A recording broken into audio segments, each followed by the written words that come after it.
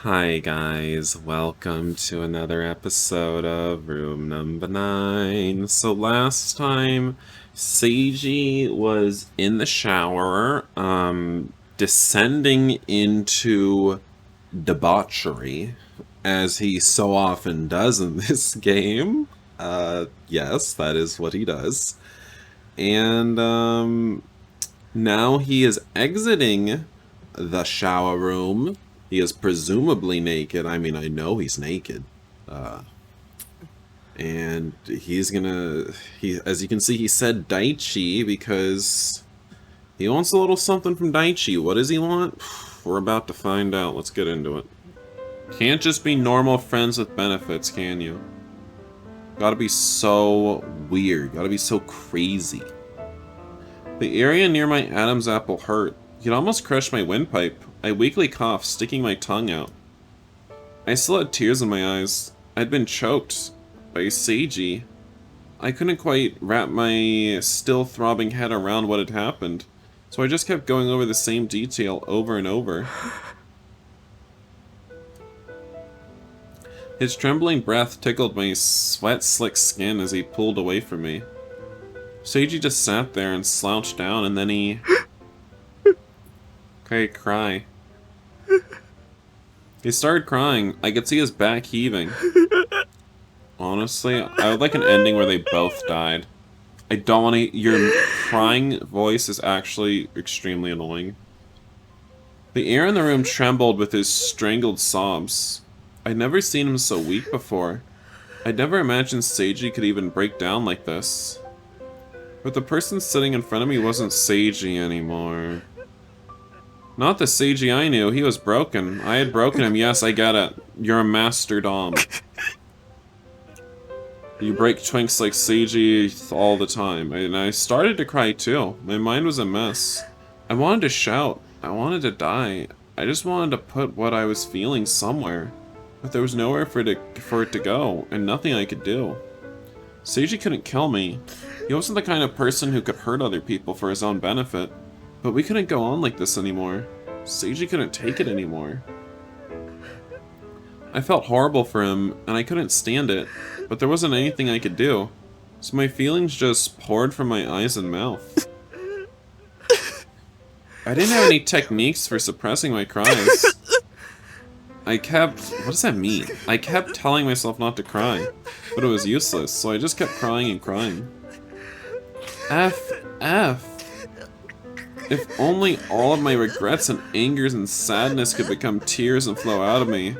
If only that was all it took to be rid of them. Well, you know, have you considered opening your mouth and using your words? No? You Daichi caveman? Daichi tip won't get wet? Okay. But I can't even manage that. I can't do a damn thing. I can't save you or put things back the way they were. Why am I so useless? I love how they're like, Daichi's like, I can't make things right. I can't put things back where they were. And I know that I can't do that because I haven't even tried. He hasn't even tried. Because, again, I hate to say this for the 100th time in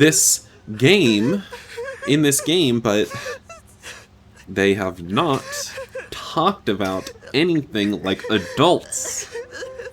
They refuse to. You haven't even tried. You have not tried to set things right. Oh god, I'm so angry. I'm so sorry. I'm so sorry, Seiji. I couldn't do anything to help you. When did you try? Sis, show me when you tried. I'd like to see. I don't remember you trying. I'm the one who brought you here. Everything has been wrong from the very first choice I made. And I can't even save you now. Well, guess we just gotta kill him then. Because that's easier than talking. But it was ultimately my powerlessness that showed me one ray of hope. This time, I would have to finish what Seiji tried to do. My mind focused on Seiji's back as he hunched over next to me on the bed. Seiji had tried it. That's how I knew I wasn't wrong. I'll end this. I'm going to save you this time. I'll spare you the pain. Okay, like, fine. I'd put Seiji, still crying, down onto the bed, and he looked up at me, and his eyes red, his face slightly shocked. He looks so bad right there. He looks so ugly. I wrapped my fingers around his slender neck and put all my body weight into my arms. Seiji was frozen in place, like a bug pinned to a board. He couldn't breathe, and his white face was turning red. His lips opened, gasping for air, and his tongue trembled in the back of his mouth.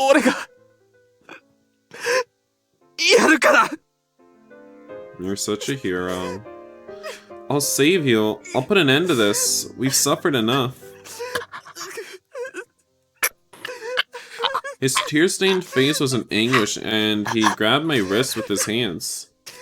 If his hands had tried to tear at my skin, tried to tug me away, begging me to stop, telling me that he wanted to live, then I'm sure I would have pulled away immediately. But Seiji didn't try to stop me. He just clung tightly to my arms and nothing more. He was looking directly at me. His brows were knit. Then finally they relaxed. It was like he was giving me the okay, the final push I needed. He almost looked like he was smiling, which is why I kept squeezing until the end. God, I hate you both so much. And just incredibly bad writing. My head was killing me. I tossed and turned on my usual pillow and gently rubbed my temples. My usual pillow? Wait, am I going crazy? I opened my eyes and sat up. I was in my own room. I was in my cheap butt 50k yen a month apartment. I was just thankful that it had air conditioning.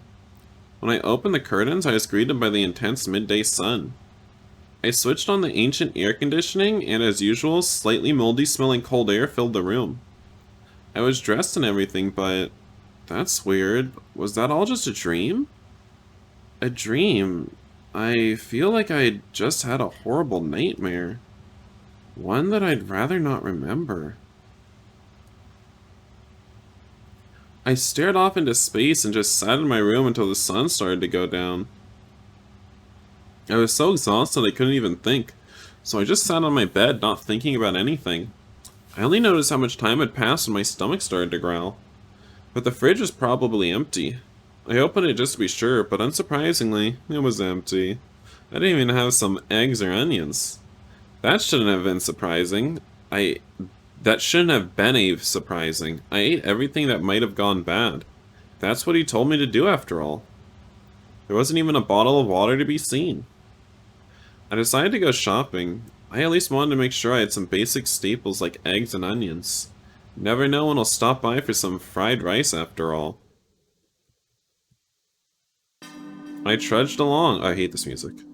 September was nearly over, but the air was still sweltering even in the early evening. The humidity wasn't all that high, but the setting sun wouldn't let up.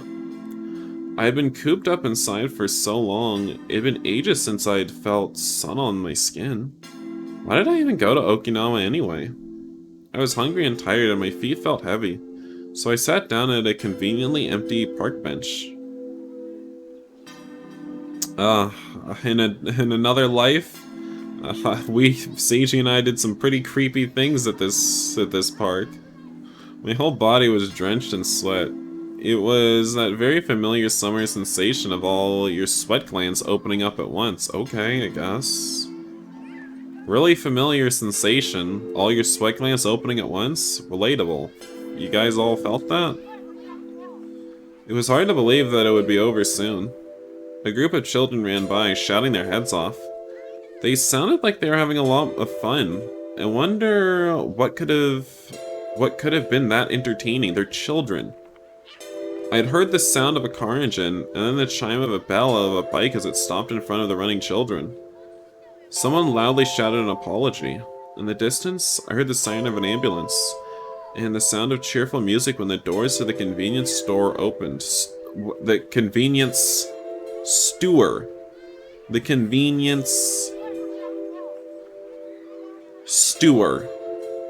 opened. There was a cicada lying on the asphalt. It looked dead, but it surprised the people nearby when it suddenly started moving. It was just a normal day with me in the middle of it. I was home. I was finally home. And I didn't have that annoying sub around anymore, thank God.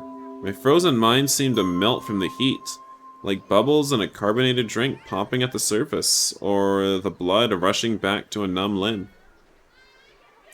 And yet there was something heavy and hard in the middle of my body, growing colder by the minute.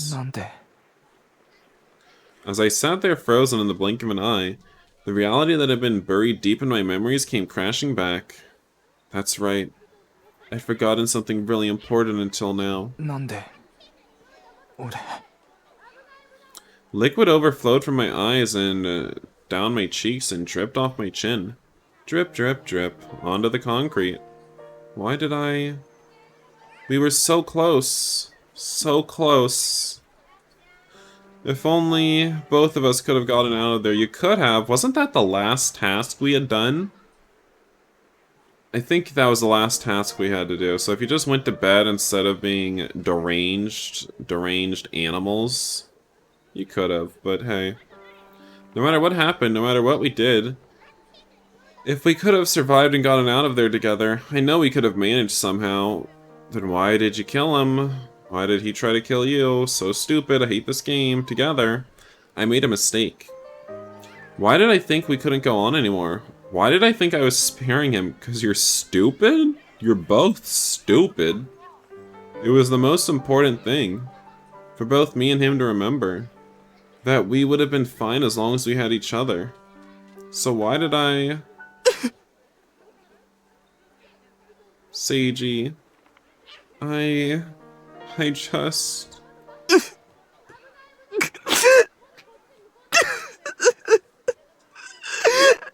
God, you're an ugly crier too.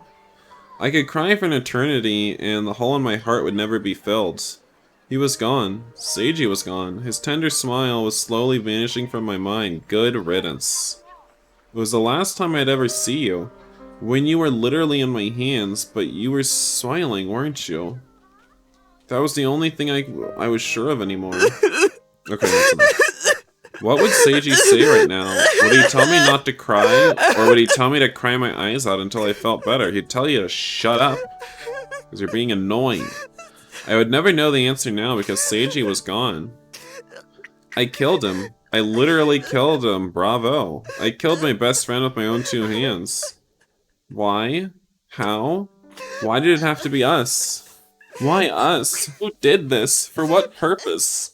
I had no answers. There would never be closure for my chaotic emotions. All I was sure of was the sensation of his neck left on my hands. Seiji! I just wanted to be your friend for the rest of my life. Okay. Whatever. Ugh. Well, that's another headache. Done. Accomplished. So that was pretty stupid, because... I guess Seiji felt so ashamed after jumping on top of Daichi at the end there that he had to attempt to kill Daichi, because how could he go on living after having intercourse with a man, you know? And enjoying it.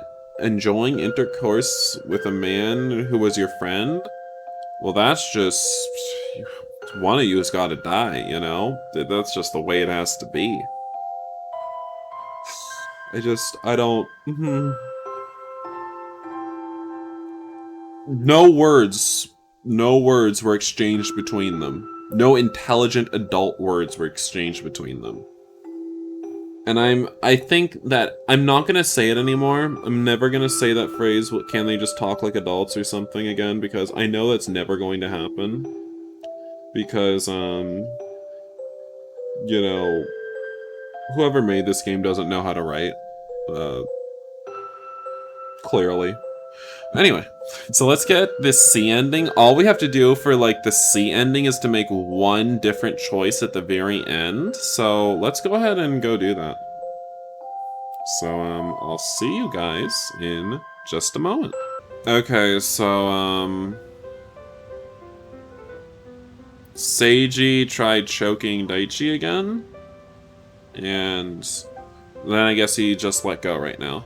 The pressure of my neck suddenly abated, the irritatingly loud sound of my heartbeat vanishing from my ears as the cool air I longed for filled my lungs. Stars flickered through my blood-starved brain. And I think the YouTube audience is back, so if you didn't see that scene just now, nothing much changed except Daichi was more into it. That's all that changed. Yeah. I coughed and massaged my neck. The pressure had left behind a lingering discomfort. Seiji's rage had already dissipated, of course. Seiji looked down at me and let his hands drop. Then he climbed off me and sat on the bed, his back to me. He hung his head and slouched low. I let out a deep breath, my throat still scratchy and painful. The stars across my vision sparkling and vanishing. My mind was still foggy, but I understood what had just happened. I get it, Seiji. You just couldn't do it, huh? You're not the kind of person who can hurt someone else for your own sake. It's tragic, really. My life's all it would take for you to get out of here, after all. Couldn't you guys just go to sleep and get out? Hurting or even killing me would really be for the better, but you weren't about to let that happen. I reached out for him, touching his hand, his arms dangling listlessly off his shoulder. I felt his fingers flutter beneath mine, but he didn't pull away. Just moments earlier we'd been holding hands. And then those same hands had been wrapped around my neck, the hands that couldn't kill me. I slowly sat up and rested a hand on his back. The skin near his shoulder blades was chilly, the sweat already drying. He turned slightly to look at me. His cheek cut a sharp line in the darkness. Clear, glimmering drops of light rolled down his cheeks. Seiji didn't say another word, he just sat there with me. This is all I can do for you, Seiji. But this is exactly what you used to do for me in the past. I'm going to repay all the kindness you've shown me. Do you remember? It was one evening during the summer vacation in middle school. My parents had abandoned me without a cent to my name, and electricity and gas had been shut off. I'd wandered out of the house, on one hand relieved that no one was going to beat me anymore, but also at a total loss for what to do about my empty stomach. I saw my classmates gather in front of the convenience store on their way home from their summer lessons, with insects flying about, attracted by the lights. I never considered asking one of them for help, but you were the one person who noticed me. I keenly remember the way you came over to me when I was sitting on the ground. I was powerless and completely broke, and all I could do in the face of my misfortune was laugh awkwardly, but you offered me your hand. I'm pretty sure your parents gave you the sense to contact the police and local authorities, and thanks to that, I got to go to the orphanage. My heart was cold and empty. People laughed at me, and those adults who never gave a crap about me before suddenly started to look at me with pity. And you stayed by my side through that all. You just stayed with me without saying a word. Nothing ever changes, huh? Nothing ever changes without saying a word. I'm not even sure how to express how much that probably did for me. So I'm just gonna sit here with you, just like you did for me back then. I'm here for you.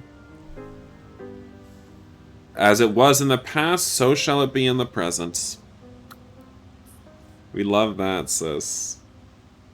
You don't learn from your mistakes. I wrapped my arms around his shoulder and pulled him towards me. He accepted the gesture, leaning his weight back against me. His wet hair was ice cold, but the tears wetting his cheeks were warm. I felt like my mind and head were surrounded in a deep fog. Or maybe like I was lying on the bottom of a deep ocean where the light of the moon couldn't reach. I wasn't sure what I should do when I noticed his shoulders starting to tremble. Hey Seiji, is this how you felt when I told you my parents had abandoned me? You were so perfect then. I was so happy that you were there for me. I wondered if I can do that for you. Will that be enough? I closed my eyes and felt hot tears roll down my cheek, but I didn't wipe them away. I just sat there, holding him close.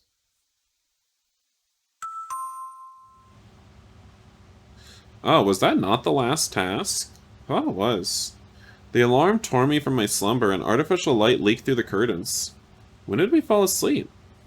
We were both still naked, with our backs turned to each other, sharing the warmth of a single comforter. I could feel his warmth and his skin so clearly next to mine, but for some reason he felt distant.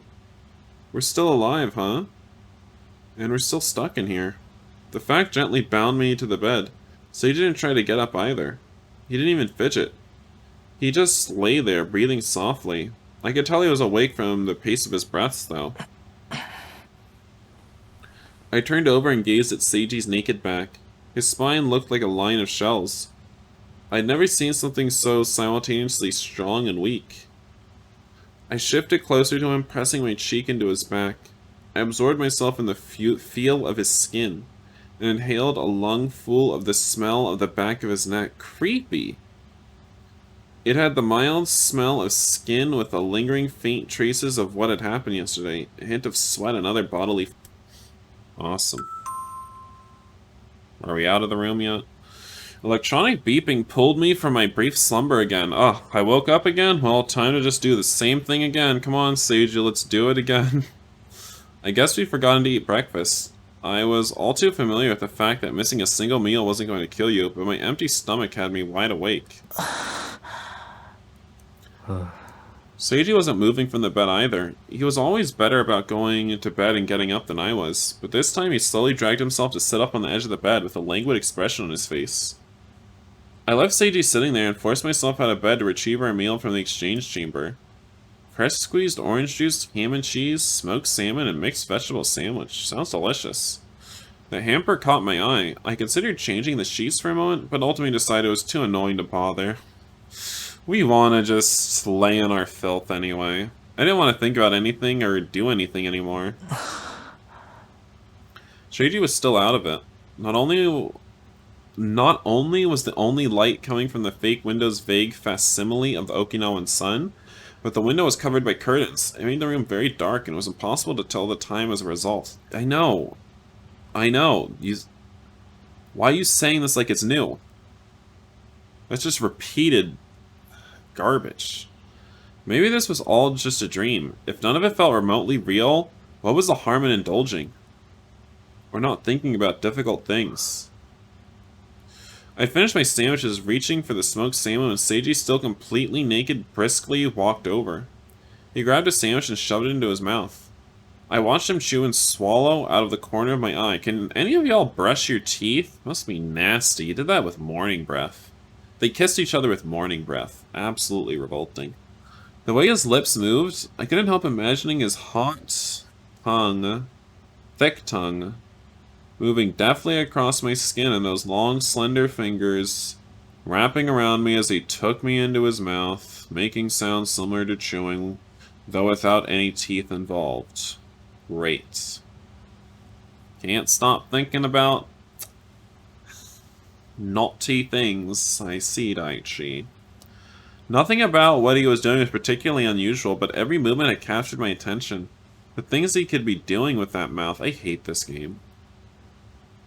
It makes no sense. Why are they behaving like this now? It's just like a light switch was flipped, and suddenly they're now in mind-broken mode. It's like,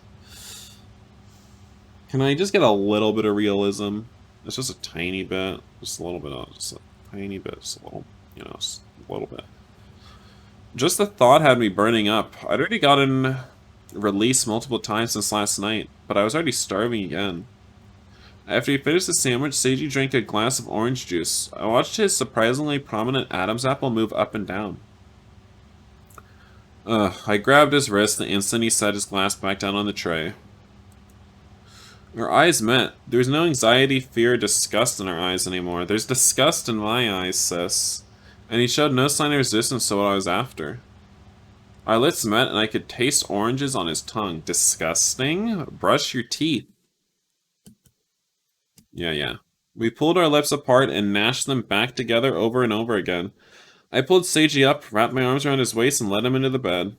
He made no attempt to resist or run away from me. The sheets were still filthy, but any new sheets were just going to get dirty again immediately, so it made no difference. Okay, guys, so I'm gonna end the video here. I probably also muted the moans during this scene, right here, right now, because they're moaning right now, but I probably muted it for YouTube. But there's about to be another scene, I think, and I can't do another scene in this video. I've had basically 3, and they're all disgusting. So I don't want a 4th one. I can't stomach it. So I hope you guys look forward to the C ending, which we'll see the conclusion to in the next video. I mean, they seem pretty mind-broken. I don't know how this is going to change from the A ending, but we'll see. So, thank you for watching, guys. Bye.